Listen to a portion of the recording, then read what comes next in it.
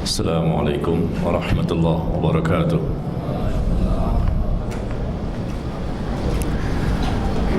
Innal hamdalillah nahmaduhu wa nasta'inuhu wa nastaghfiruh wa na'udzu billahi min shururi anfusina wa min sayyiati a'malina.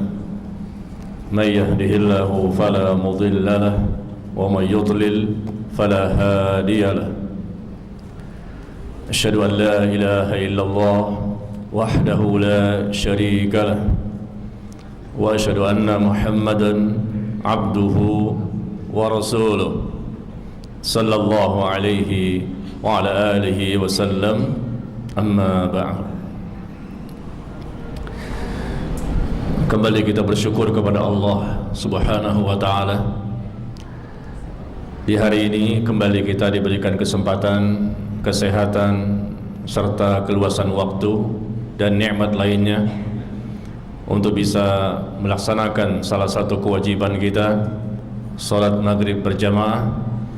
Kemudian kita lanjutkan dengan ta'lim, menuntut ilmu, mempelajari tentang dinul Islam, agama yang kita yakini kebenarannya, agama yang sempurna, agama yang benar, yang diredoi oleh Allah Subhanahu wa ta'ala. Kita berharap perjalanan kita menuju masjid ini dalam rangka untuk ibadah dan untuk menghadiri majlis ta'lim, Allah catat sebagai ganjaran yang besar di sisinya.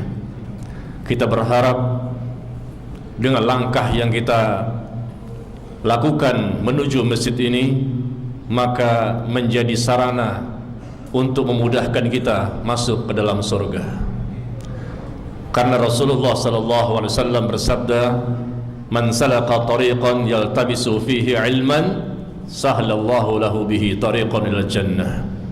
Barang siapa yang menempuh suatu perjalanan dekat ataupun jauh, ada usaha untuk menempuh perjalanan dalam rangka untuk menuntut ilmu, dalam rangka untuk belajar, ya, maka Allah akan mudahkan bagi orang tersebut, mudah baginya untuk masuk ke dalam surga. Mudah-mudahan kita termasuk di dalamnya. Kaum muslimin dan muslimat yang saya muliakan, sebagaimana biasa setiap Kamis kedua dan keempat di tempat ini kita akan membahas satu tema yang sangat penting, yaitu tentang tazkiyatun nufus. Masalah yang sangat kita prioritaskan dalam mempelajari Islam di samping masalah-masalah yang lain. Dan kita sudah mempelajari masalah ini baru bab ikhlas. Sampai hari ini belum terselesaikan. Karena ikhlas merupakan suatu hal yang sangat susah. Dan kita perlu diulang-ulang pelajaran tersebut. Dan keikhlasan ini merupakan sesuatu yang sangat sulit. Tetapi jika Allah memberikan pertolongan dan bantuan kepada kita, maka semua amal yang berat menjadi mudah. Kenapa selama ini kita sulit untuk menjadi orang yang ikhlas? Tazkiyatun nufus tentang masalah hati, masalah sesuatu yang berkaitan dengan apa yang tercantum, apa yang ada di hati kita. Salah satunya masalah keikhlasan. Kenapa selama ini kita sulit untuk ikhlas? Karena kita sendiri belum mendapatkan hidayah yang banyak dari Allah, belum mendapatkan rahmat yang banyak dari Allah. Kalau seandainya seseorang mendapatkan hidayah yang terus menerus dari Allah, rahmat yang terus menerus dari Allah, maka dia akan mudah untuk ikhlas. Meskipun ini amal yang paling sulit, tapi tidak ada yang sulit bagi seorang hamba jika Allah terus menerus memberikan pertolongan dan bantuan kepadanya. Nabi sallallahu alaihi wasallam adalah manusia yang paling ikhlas di muka bumi ini. Tidak ada manusia yang lebih ikhlas dibandingkan Nabi Muhammad sallallahu alaihi wasallam. Tetapi tetap beliau diperintah oleh Allah untuk ikhlas. Padahal beliau tentunya sudah ikhlas dan Allah lebih mengetahui isi hati beliau. Di mana Allah berfirman di surah Az-Zumar, surah ke-39 ayat yang kedua dan ketiga. Allah perintahkan kepada nabinya yang mulia untuk selalu ikhlas dalam beribadah kepada Allah. Bayangkan, Masya Allah, yang sudah menjadi manusia terbaik di muka bumi, Khalilullah, kekasihnya Allah, yang telah diampuni seluruh dosanya dan jelas akan masuk surga, tetapi tetap Allah perintahkan untuk selalu ikhlas. Di surah Az-Zumar surah ke-39 ayat kedua dan ketiga, Allah berfirman, Inna anzalna ilaikal kitaba bil haqq. Sesungguhnya kami telah turunkan kepada engkau Al-Quran dengan membawa kebenaran. Kami telah turunkan kepada engkau Al-Quran, yaitu Alkitab, dengan membawa kebenaran. Fa'budillaha mukhlishan lahuddin. Maka sembahlah Allah dengan tulus ikhlas beragama kepadanya. Kalimat setelah Allah menyebutkan sesungguhnya kami telah turunkan Al-Quran kepada engkau, maka sembahlah Allah. Fa'budillaha mukhlishan lahuddin. Sembahlah Allah dengan tulus ikhlas beragama kepadanya. Kenapa? Ala lillahi ad-dinul khalis.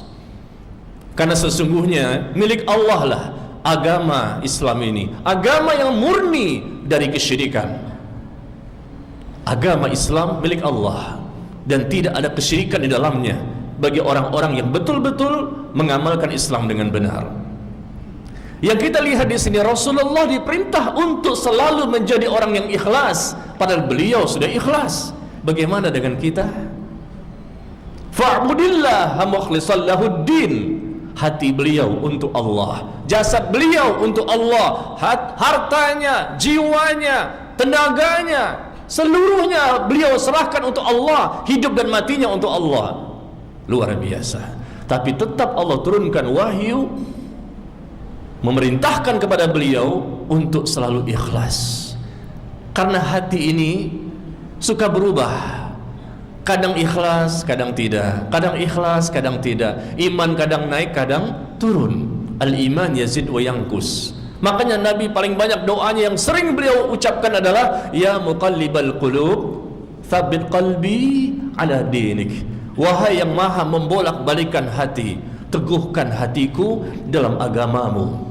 Teguhkan hati, hati yang ikhlas, yang selalu menerima semua keputusan dari Allah, yang selalu dapat melaksanakan seluruh perintah Allah, yang selalu punya kekuatan untuk menjauhi segala larangan-larangan dari Allah Azza wa Jalla. Karena Allah tahu isi hati manusia. Apa yang kita katakan di hati kita, Allah tahu. Ikhlas atau tidak, Allah tahu. Memang manusia tidak mengetahui niat kita, tapi Allah mengetahui. Tadi ketika salat maghrib, imam membaca surah Al-Mulk, wa asirru qawlakum aw ijharu bih innahu alimun bidzatis sudur. Di rakaat yang kedua beliau membaca ayat bahwa Allah berfirman, wa asirru qawlakum aw ijharu bih. Engkau sembunyikan ucapanmu di hatimu atau engkau jaharkan, engkau ucapkan dengan lisanmu, sesungguhnya Allah mengetahui apa yang ada di hatimu. Kita sedang menjelekkan seseorang, kita sedang berburuk sangka kepada Allah, kita sedang menolak perintah Allah dengan hati, Allah tahu.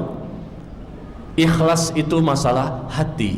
Disitulah niat, keinginan dan tujuan yang Allah nilai, bukanlah zahir kita yang pertama Allah nilai.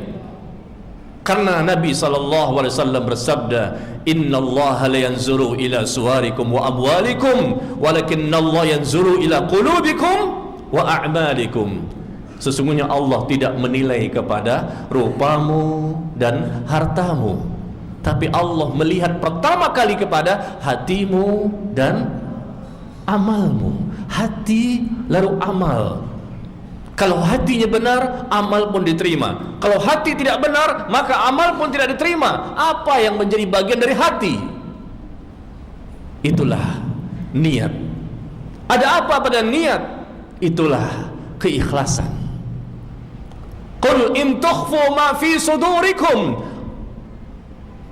aw tubduhu ya'lamhu Allah. Kata Allah, katakanlah di surah Ali Imran ayat ke-29. Allah berfirman, katakanlah jika kamu menyembunyikan sesuatu dalam hatimu atau engkau nyatakan dengan lisanmu, maka sesungguhnya Allah mengetahui semuanya. Mau lari kemana kita? Kita sampaikan dengan lisan, Allah tahu. Dengan hati, Allah tahu. Katakan jika engkau menyembunyikan sesuatu di hatimu atau engkau nyatakan dengan lisanmu, ya'lamhu Allah, Allah mengetahui. Wa ya'lamu ma fis samawati wa ma fil ard. Bahkan Allah mengetahui semua yang ada di langit maupun yang ada di bumi. Kenapa? Wallahu ala kulli syai'in qadir. Karena Allah Maha Kuasa atas segala sesuatu. Kelihatannya remeh ya, masalah ini remeh, satu hal yang sepele. Masalah tazkiyatun nufus, masalah keikhlasan. Kita mungkin ingin ilmu yang lebih dan lebih. Padahal inilah kuncinya ilmu. Ilmu tidak akan ada keberkahan kalau kita tidak ikhlas dalam menuntut ilmu. Tidak ada keberkahan. Makanya banyak orang yang membaca, banyak orang yang belajar, banyak orang yang mendengar, tapi tidak bisa memahami ataupun mengamalkan ilmu yang sudah diketahui. Kenapa? Karena tidak ada keikhlasan. Seseorang yang menuntut ilmu kemudian tidak ada keikhlasan di hatinya, maka tidak ada keberkahan. Yang kita cari di muka bumi ini adalah berkah. Berkah ketika beribadah, berkah ketika menuntut ilmu, berkah ketika mengamalkan ilmu, dan berkah ketika mendakwahkan ilmu. Ketika berkah ilmu, ibadah, amal dan dakwah seseorang, maka insya Allah pahala terus mengalir kepadanya. Apa itu berkah? Berkah itu adalah ziyaratul khair, bertambahnya kebaikan demi kebaikan, dan Allah ridho kepadanya. Allah mencintai orang tersebut dan Allah berikan keberkahan kepadanya. Allah berikan berbagai macam kebaikan di dunia sebelum nanti di akhirat. Bahkan orang itu mendapatkan surga dunia sebelum mendapatkan surga di akhirat. Bapak Ibu sekalian, Anda mungkin sering membaca doa Rabbana atina fid dunya hasanah wa fil akhirati hasanah wa qina adzabannar. Ya Allah, berikanlah kepada kami kebaikan di dunia dan berikanlah kepada kami kebaikan di akhirat, dan jagalah kami dari siksa api neraka. Sekarang saya tanya, kebaikan di akhirat berupa apa?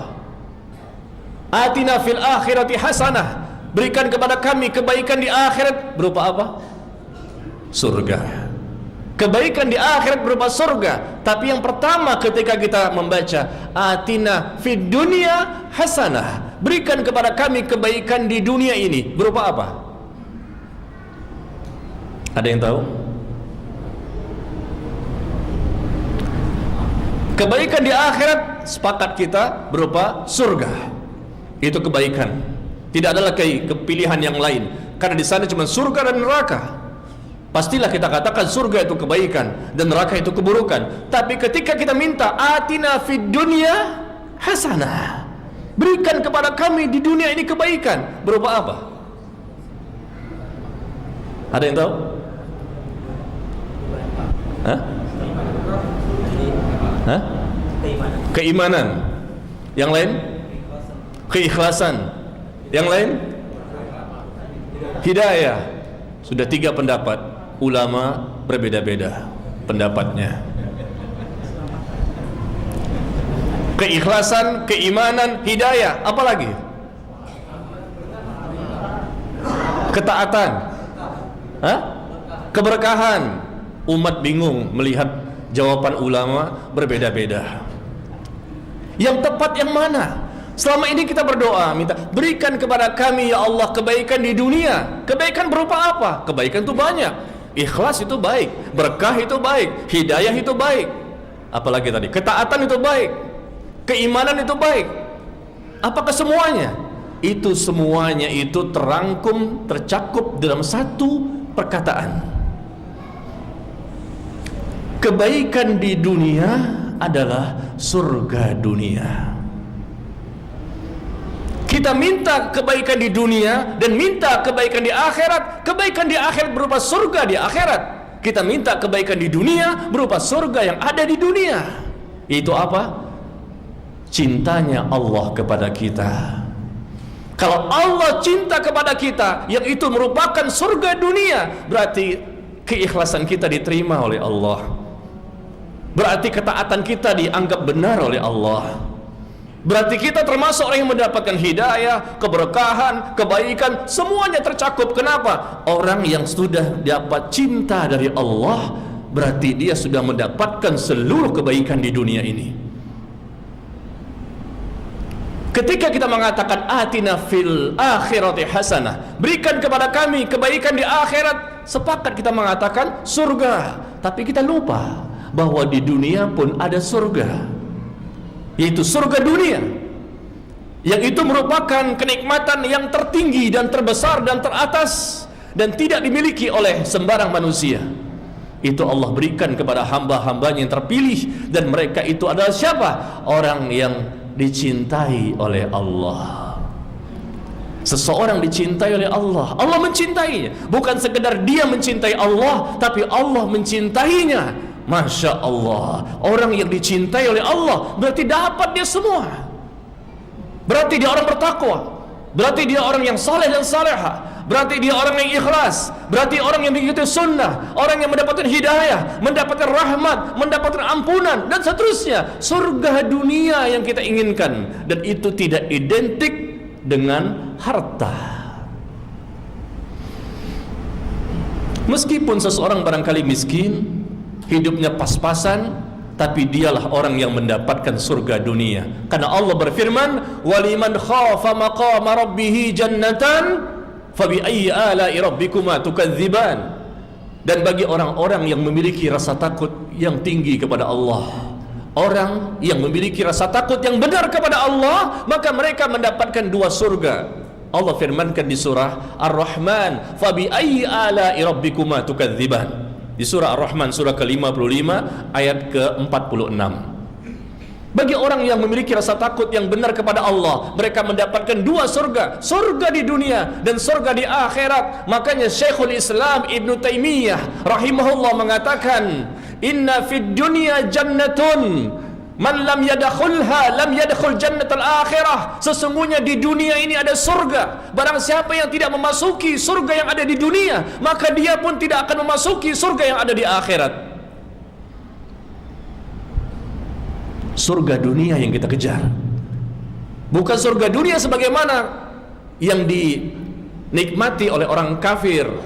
Surga dunia bagi mereka adalah kesehatan, kekayaan, itu bagi mereka merupakan surga dunia. Tapi bagi orang-orang beriman, surga dunia adalah cintanya Allah kepada dirinya. Kalau dia mendapatkan cinta Allah, mampu dia ikhlas, mampu terus semangat, mampu terus di istiqomah, dan seterusnya. Makanya Al-Imam Ibnul Qayyim rahimahullah mengatakan, Maha suci Allah yang telah memberikan kepada hamba-hambanya, sehingga hambanya tersebut mampu mencintainya, dan Allah pun mencintai hamba tersebut. Dan ini perlu keikhlasan untuk mendapatkan cinta Allah. Perlu pengorbanan, perlu perjuangan, perlu kesungguh-sungguhan. Allah tahu isi hati kita. Ada niat ingin berkorban, ada niat ingin berjuang, ada niat ingin bersungguh-sungguh. Kalau betul kita ada niat, tekad dan semangat, insya Allah kita bisa. Selama ini kenapa kita susah untuk khusyuk ketika sholat? Kenapa kita susah untuk bersabar? Kenapa kita susah untuk istiqomah? Kenapa kita susah untuk selalu berpegang teguh dengan agama Allah? Karena kita belum banyak mendapatkan hidayah. Meskipun setiap hari kita membaca ihdinas siratal mustaqim, ihdinas siratal mustaqim, berikan kepada kami ya Allah hidayah menuju jalanmu yang lurus. Tapi kenapa masih susah? Seharusnya mudah kalau Allah ijabah doa kita tersebut. Kenapa masih susah? Berarti doa kita belum diijabah. Kenapa belum diijabah? Karena banyak penghalang-penghalang untuk terkabulnya doa. Jadi ikhwan dan akhwat sekalian rahimakumullah, cinta Allah kepada kita yang itu kita inginkan, dan itu bisa dapat kita raih kalau kita ikhlas. Salah satu syaratnya untuk mendapatkan cinta Allah adalah ikhlas, sebagai salah satu syarat untuk diterimanya amal. Ikhlas dan mengikuti sunnah Nabi sallallahu alaihi wasallam. Dua syarat diterimanya amal. Ikhlas betul-betul karena Allah, tulus hatinya betul-betul karena Allah, bukan karena makhluk. Apapun yang dia lakukan, apapun yang dia ucapkan, apapun yang terlintas di hatinya, diamnya, bicaranya, geraknya, semuanya, terang-terangan maupun sembunyi-sembunyi, semuanya karena Allah, untuk Allah dan demi Allah. Bisakah kita lakukan? Itu semua bisa kita lakukan kalau Allah memberikan hidayah kepada kita. Doa kita dikabulkan ketika membaca ihdinas siratal mustaqim. Mampu akhirnya kita ikhlas terus menerus. Sekali lagi, ikhlas merupakan syarat untuk diterimanya amal. Yang kedua adalah mengikuti syariat, mengikuti sunnah, mengikuti contoh dari Nabi Muhammad sallallahu alaihi wasallam. Kenapa banyak kaum muslimin yang tidak mengikuti Rasulullah? Beragama berdasarkan hawa nafsu, beragama berdasarkan selera akalnya, beragama berdasarkan keinginan dirinya, bukan mengikuti contoh tauladan dari Nabi Muhammad sallallahu alaihi wasallam. Alasannya adalah karena mereka tidak ikhlas. Ini yang perlu digarisbawahi. Begitu banyak kita berdakwah ke sana kemari mengajak kaum muslimin untuk kembali kepada Nabi sallallahu alaihi wasallam, bagaimana cara beragama yang benar. Karena kalau beragama kita, beribadah kita ternyata tidak mengikuti Rasulullah, tidak akan ada ganjaran sedikit pun di sisi Allah. Kita katakan ini tidak sesuai dengan syariat, ini menyelisihi sunnah Rasul, ini tidak ada contohnya dari Nabi, ini tidak pernah diamalkan oleh para sahabat Nabi sallallahu alaihi wasallam, dan seterusnya. Lalu orang itu menolak, saya tidak mau. Bahkan dicap oleh mereka sebagai orang yang keras, orang yang ekstrim. Ketika kita mengajak mendakwahi kaum muslimin untuk kembali kepada sunnah, kenapa mereka menolak? Apa mereka tidak tahu ilmunya? Sampai dakwah kepada mereka, ilmunya mereka baca dan mereka dengar, dan mereka tahu dalilnya. Masalahnya adalah mereka tidak ikhlas. Semakin ikhlas diri kita, hati ini semakin terbuka, lapang dada, maka semakin mudah dia kembali kepada sunnah Nabi sallallahu alaihi wasallam. Apapun kata Rasul, sami'na wa ata'na. Bukan hanya kata Allah, kata Rasul pun dia akan sami'na wa ata'na, kami dengar, kami taat. Kenapa? May yuti'ir Rasul faqad ata'a Allah. Karena Allah berfirman di surah An-Nisa ayat ke-80, barang siapa taat kepada Rasul, pada hakikatnya dia sudah taat kepada Allah. Tidak akan mungkin bisa taat kepada Allah kalau tidak mau taat kepada Rasul. Allah katakan barang siapa taat kepada Rasul, mengikuti Rasul dalam cara beribadah, beragama, berakidah, berdakwah, berakhlakul karimah, semuanya mengikuti Rasul sesuai kemampuan kita masing-masing, maka hakikatnya dia sudah taat kepada Allah. Sekali lagi, kenapa kaum muslimin ada yang tidak mau mengikuti Rasulullah, masih melakukan hal-hal yang menyelisihi syariat? Karena mereka tidak ikhlas. Seseorang yang ikhlas mau diatur hidup dan kehidupannya oleh Allah dan Rasulnya sallallahu alaihi wasallam. Mau diatur, siap diatur oleh Allah dan Rasulnya, berarti dia ikhlas. Mau dia berubah, mau dia untuk menggapai ridho Allah, dan dia ingin mendapatkan surga. Ikhlas inilah kunci utama. Kalau dia ikhlas, otomatis dia akan mengikuti Rasulullah. Seseorang yang ikhlas, otomatis dia akan taat kepada Allah dan Rasulnya. Seseorang yang ikhlas, mau dia menerima apapun yang difirmankan oleh Allah dan disabdakan oleh Nabi Muhammad sallallahu alaihi wasallam. Tapi selama belum ikhlas, maka sulit bagi seseorang untuk mengikuti agama ini dengan benar. Berarti semakin dalam keikhlasan seseorang, semakin ringan, semakin mudah, semakin lapang dadanya untuk menerima apa kata Allah dan Rasul. Tetapi semakin dia tidak ikhlas, kebalikannya, semakin seseorang tidak ikhlas, maka semakin berat dia melakukan apapun yang Allah katakan dan Rasul ucapkan. Berat agama ini, padahal agama tidak ada keberatan. Dan Allah menjadikan Islam ini bukanlah sesuatu yang berat, tetapi yang menjadi beratnya seseorang ketika mereka berusaha memahami dan mengamalkan Islam, karena mereka tidak ada ikhlas di hatinya. Sekali lagi, qul in tukhfu ma fi sudurikum aw tubduhu ya'lamhu Allah wa ya'lamu ma fis samawati wa ma fil ard wallahu ala kulli syai'in qadir. Jika engkau sembunyikan apa yang ada di hatimu atau engkau nyatakan apa yang ada di hatimu, Allah tahu semuanya. Bahkan Allah mengetahui apa yang ada di langit maupun apa yang ada di bumi. Allah Maha Kuasa atas segala sesuatu.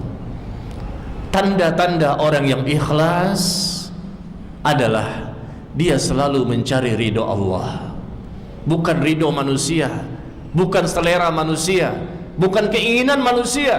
Selalu Allah yang dicari, karena ini berkaitan dengan hidup dan kehidupannya di dunia dalam rangka untuk beribadah. Karena Allah berfirman, "Wa ma khalaqtul jinna wal insa illa liya'budun." Tidak aku ciptakan jin dan manusia kecuali untuk beribadah kepada-Aku. Maka dari itu, segala aktivitas kita hendaklah menjadi orang yang ikhlas. Terus diulangi, terus diulangi. Saya butuh untuk diulang-ulang nasihat tersebut. Anda semua juga butuh. Jangan merasa ya cukuplah tema ini tema yang kita tinggalkan saja, kita beralih tema yang lain. Baik, kita pindah kepada tema yang lain yang termasuk bagian dari tazkiyatun nufus, mungkin sabar, mungkin ini dan itu. Tapi coba kita tanya, apakah bab ikhlas ini sudah selesai kita amalkan? Kita beralih cepat-cepat, terburu-buru untuk pindah ke bab yang lain. Buku ini terlalu tipis sebetulnya.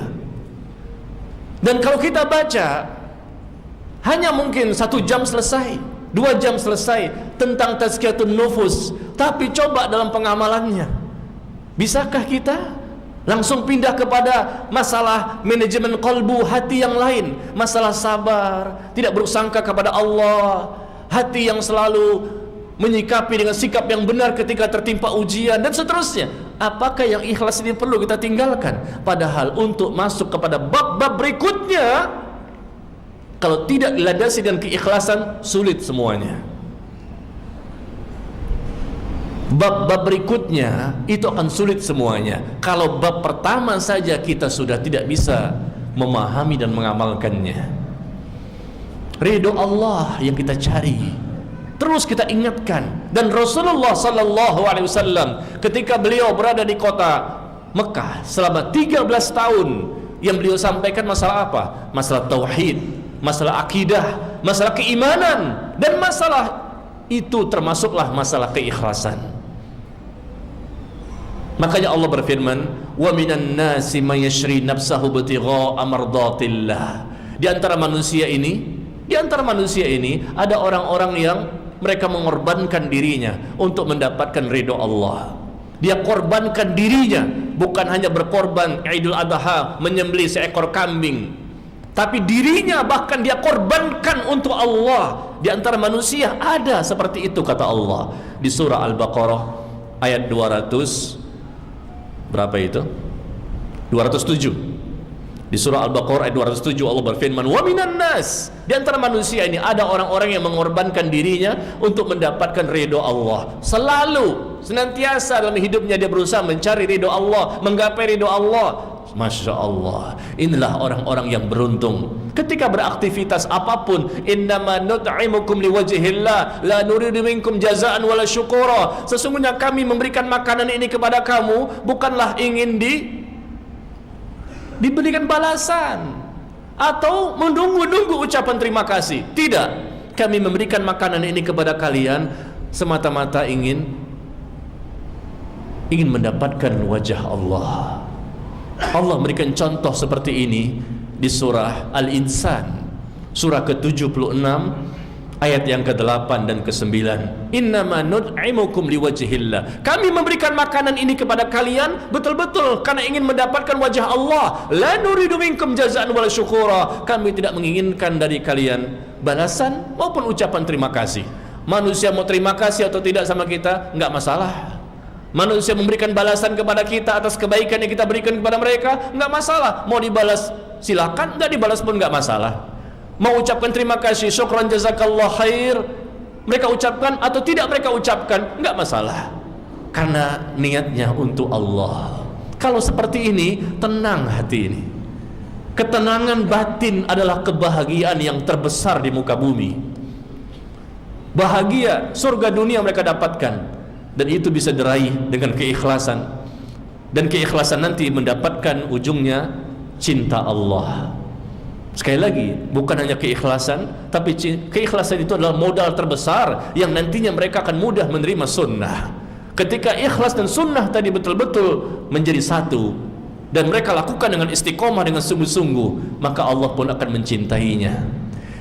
Bapak Ibu sekalian, kita sangat rindu, ingin sekali, meskipun kita nggak bisa mendengar, tapi sangat ingin kita kalau Allah itu berfirman kepada kita sebagaimana firman Allah kepada Nabi Musa alaihissalam. Allah pernah berfirman kepada Nabi Musa alaihissalam, dan kita ingin Allah pun berfirman seperti itu kepada kita semuanya, yaitu di surah Toha, surah ke-20 ayat ke-39. Di surah ke-20 ayat ke-39 Allah berfirman kepada Nabi Musa, mudah-mudahan juga Allah firmankan kepada kita meskipun kita tidak mendengarnya. Apa kata Allah? Wa alqaitu 'alaika mahabbatan minni, wa alqaitu 'alaika mahabbatan minni, dan aku limpahkan kepadamu rasa cinta dan sayangku kepadamu. Masya Allah. Mau Pak? Mau nggak kira-kira Allah berkata seperti itu kepada kita? Allah berfirman kepada Nabi Musa, wa alqaitu 'alaika mahabbatan minni, dan aku limpahkan, aku berikan kasih sayang dan cintaku yang datang dariku kepadamu. Masya Allah. Kalau itu Allah ucapkan kepada kita, maka surga dunia dan akhirat kita dapatkan, insya Allah. Kalau itu kita ucapkan dengan kita mencintai Allah, belum tentu dapat jaminan. Tapi kalau Allah yang mengatakan Allah mencintai kita, berarti sudah jaminan cinta kita diterima. Dan ketika Allah mengatakan wa alqaitu 'alaika mahabbatan minni, dan aku limpahkan kepadamu kasih sayang dan cintaku yang datang dariku kepadamu, Masya Allah, orang itu akan mendapatkan ketenangan hidup, kebahagiaan, hidayah yang terus menerus. Dia mendapatkan ilmu yang benar, dia selalu bisa istiqomah, sabar, khusyuk ketika sholat, dan seterusnya. Inilah kebahagiaan yang hakiki. Kita minta atina fid dunya hasanah, berikan ya Allah kepada kami kebaikan di dunia. Kebaikan berupa apa? Surga dunia. Karena kebaikan di akhirat berupa surga di akhirat, kebaikan di dunia berupa surga di dunia. Dan ternyata surga dunia adalah cinta Allah. Orang itu merasakan cinta Allah kepadanya, dia semakin rindu untuk bertemu Allah. Dia pun semakin merasakan kenikmatan, kelezatan, dan manisnya ibadah ketika dia mendekatkan diri kepada Allah. Masya Allah, orang seperti ini nikmat hidup, meskipun mungkin hartanya tidak begitu banyak, termasuk orang yang barangkali miskin, tapi merekalah orang yang paling kaya di muka bumi. Orang kafir yang paling kaya di muka bumi dibandingkan orang muslim, dia miskin tapi dia beriman, berakidah, beribadah dengan benar, dan dia ikhlas dan mendapatkan cinta Allah. Maka orang miskin ini tapi dia muslim dan benar imannya, ilmunya, takwanya, dia lebih kaya dibandingkan orang kafir yang paling kaya di muka bumi. Orang kafir yang paling kaya di muka bumi saat ini adalah orang yang paling miskin. paling miskin dibandingkan orang Islam yang paling miskin, tapi dia kaya hatinya. Dia memiliki akidah yang benar, cara beribadah yang benar, dia mampu mengamalkan Islam dengan benar, dia mencintai Allah, Allah pun mencintai dirinya. Ini orang yang paling berbahagia. Yang kita inginkan kita pun seperti itu.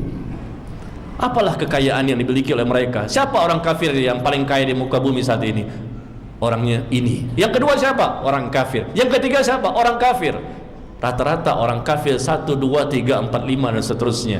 Tapi kita memandang dengan kacamata syariat, kita memandang dengan kacamata iman, kita memandang dengan syariat Allah, bahwa sekaya apapun mereka, selama mereka belum masuk dalam Islam dan tidak mendapatkan hidayah yang merupakan nikmat Allah yang terbesar di muka bumi, yang tidak mereka raih, maka mereka adalah orang yang paling miskin di muka bumi.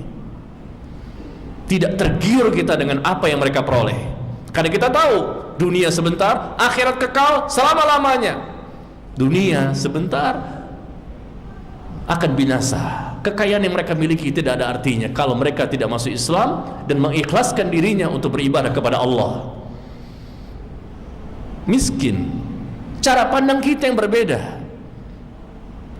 Kita terkadang tertipu dengan apa yang mereka miliki, padahal kalau kita belajar Islam, paham tentang Islam, maka tentunya kita katakan orang kafir yang paling kaya di muka bumi saat ini adalah orang yang paling patut dikasihani. Kesian mereka, karena kalau mereka tidak dapat hidayah, maka tentunya mereka tidak mendapatkan nikmat terbesar. Nikmat terbesar bukanlah harta, nikmat terbesar bukanlah kesehatan, nikmat terbesar bukanlah rumah yang megah atau mobil yang mewah. Rumah yang megah ataupun mobil yang mewah, sehat badan terus, jarang sakit, mau beli apa juga bisa. Anak mungkin bisa sekolah di tempat sekolah yang tinggi dan mewah. Semuanya bukanlah identik dengan kenikmatan dan kebahagiaan yang hakiki. Tetapi orang yang memiliki keikhlasan, otomatis itu timbul dari keimanan, dan dia terus olah hatinya, dia latih hati ini. Karena kita perlu latihan, Pak. Untuk sabar nggak mudah, perlu latihan bersabar. Untuk ikhlas nggak mudah, kita perlu latihan untuk bisa menjadi orang yang ikhlas. Latihan demi latihan kita lakukan, lama-lama bisa menjadi ikhlas. Akhirnya apa? Ketika kita belajar, mudah terserap, mudah memahami, mudah menghafal dalam waktu yang singkat. Hafal kita. Itu tanda-tanda orang yang ikhlas, yang ridho atas apa yang Allah berikan kepadanya. Dan mereka selalu takut kalau Allah menolak amal yang telah mereka lakukan.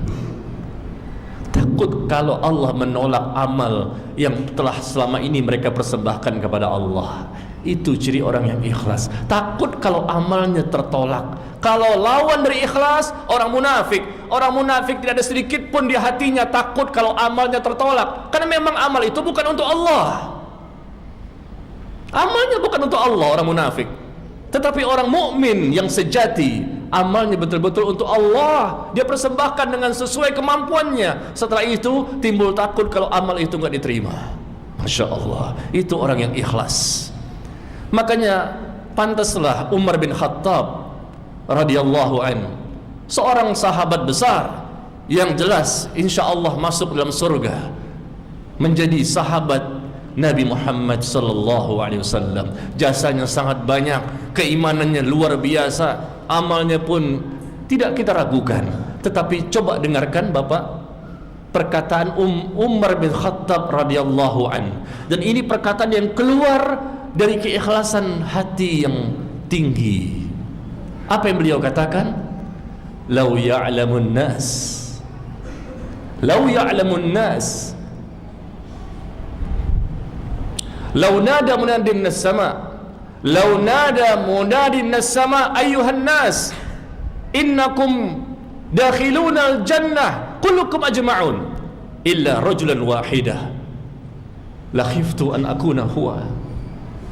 Beliau mengatakan lau nada munadin nas sama, seandainya ada penyeru yang menyeru dari langit dengan mengatakan kepada umat manusia, wahai manusia, sesungguhnya kalian semuanya dimasukkan ke dalam surga kecuali satu laki-laki yang tidak dimasukkan dalam surga. Seandainya ada perkataan seperti itu, kata beliau, maka aku takut jangan-jangan aku ini maksud. Sekali lagi saya ulangi, lau nada munadi minas sama, seandainya ada penyeru, yaitu malaikat menyeru dari langit dengan mengatakan, wahai manusia, ayuhan nas innakum dakhiluna jannah kullukum ajma'un illa rajulan wahidan.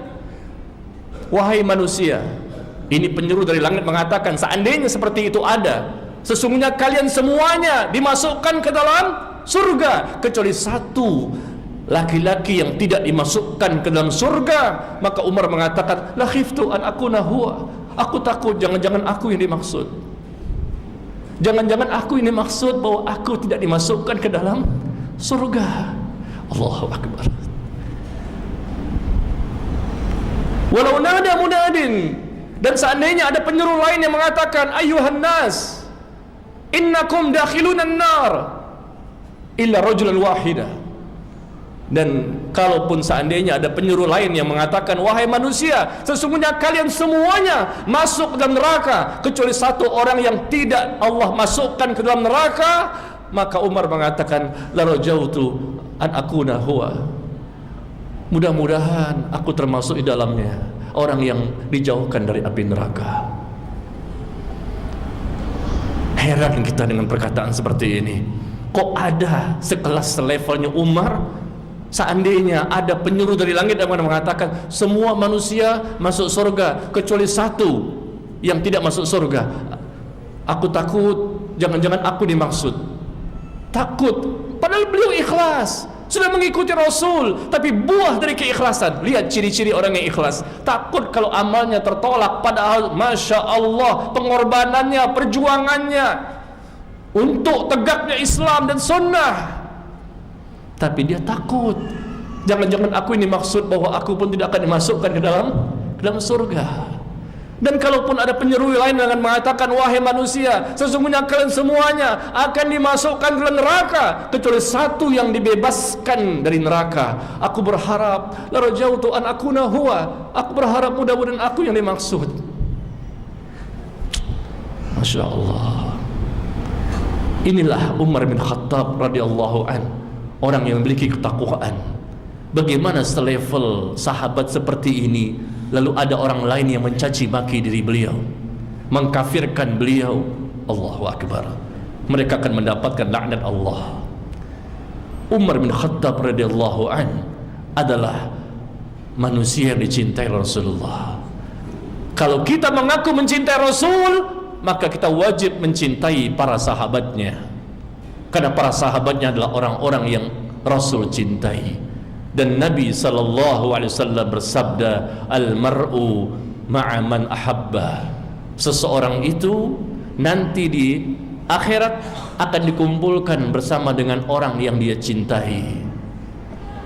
Amal kita tidak seberapa, amal kita sedikit, tapi kita mencintai Rasulullah dan para sahabatnya. Mudah-mudahan dengan cinta yang benar tersebut, akhirnya kita pun dikumpulkan bersama mereka di akhirat. Al-mar'u ma'a man ahabba, seseorang itu dikumpulkan di akhirat nanti bersama dengan orang yang dia cintai. Dan kita yakin demi Allah kita yakin bahwa Abu Bakar As-Siddiq, Umar bin Khattab, Utsman bin Affan, Ali bin Abi Thalib dan sahabat-sahabat yang lain yang sudah dijanjikan oleh Rasulullah bahwa mereka masuk surga, demi Allah mereka benar-benar orang yang terpilih, orang yang Allah cintai. Dan orang-orang yang bisa seperti itu, kenapa? Karena ikhlasnya luar biasa. Kita anggap ikhlas di bahasa yang mudah diucapkan dan gampang dibaca teori-teorinya, gampang dibaca buku-buku yang lain. Padahal inilah kuncinya. Semua sahabat yang telah mengorbankan hidup dan kehidupannya untuk agama Islam, semuanya mereka pasti memiliki keikhlasan yang luar biasa, sehingga mampu berkorban untuk waktunya, tenaganya, hartanya, jiwanya. Semuanya mereka gampang. Kapan waktu diminta, kapan waktu diperintah, siap. Karena mereka bukanlah manusia yang cinta dunia, tapi mereka mencintai akhirat.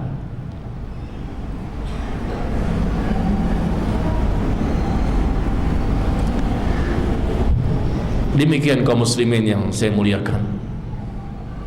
Jadi keikhlasan adalah kunci dari segala-galanya yang selama ini kurang kita perhatikan.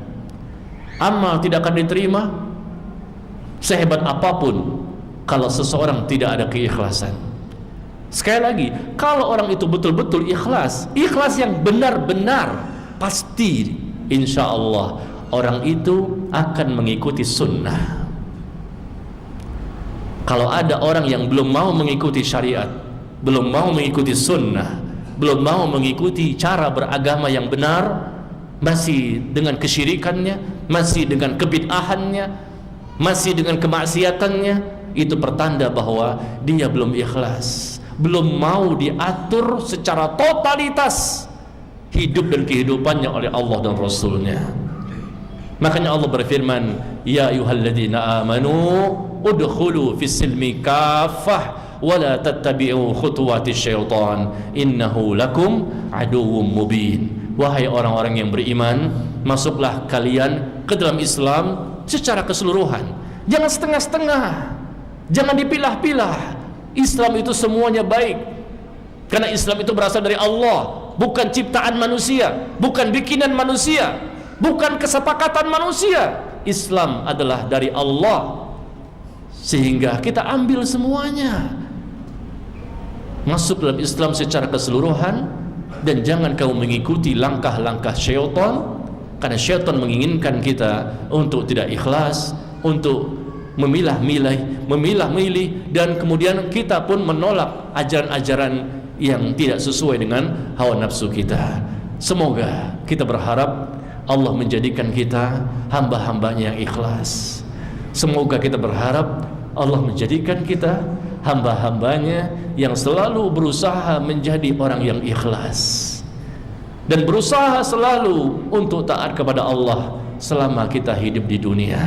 Makanya kita banyak-banyak berdoa, dengan doa yang banyak sekali kita bisa panjatkan. Salah satu doa yang bisa kita ucapkan adalah Allahumma rzuqni ta'ataka abadan ma abqaitani warhamni bitarkil ma'asi abadan ma abqaitani. Ya Allah, karuniakan kepadaku rezeki untuk selalu mentaatimu selama engkau hidupkan aku di dunia ini, dan rahmatilah aku ya Allah agar selalu mampu dan punya kekuatan untuk menjauhi segala perbuatan maksiat dan dosa selama engkau hidupkan aku di dunia ini.